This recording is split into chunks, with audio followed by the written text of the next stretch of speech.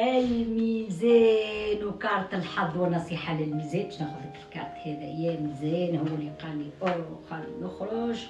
الكارت هذا يقول لك اللي 2026 باش تودع العكوسات، خلاص ارتحنا من المعيقات ومن العكوسات وجايتك فرحة ان شاء الله. الفرحة هذه الواحد من اولادك ولا واحد من اخواتك، ونشوف طريق متاع سفر، قد يكون عمره ليك او حاجه ليك ولا لاحد اقاربك بقاع مقدسه ان شاء الله مبروكه من توا.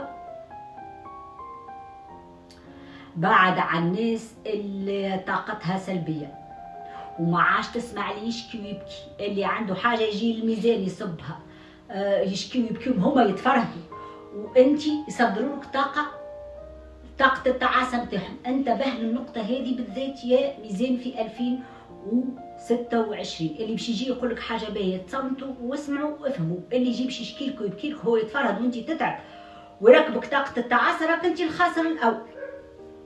بالنسبة للحب جايتك برشا عروض خاصة في صيف 2026، أكثر من عرض باش تختار ما بين زوز من ناس. ان شاء الله مبروك عليك. فما ترسيم العلاقه، فما امور جديه، وفما خاطب خطوبه للغير المرتبطين من برج الميزان. وشوف زاده باش تلبسوا روبه بيضاء، وفما صلح وتصالح مع ناس انت تحبهم وناس يستحقوا الصلح. و2026 عنوانها التألق والنجوميه. وبعد على الجدال اللي تشد ما تسيب، قول وكرت وعاود يزي كلمه وقص.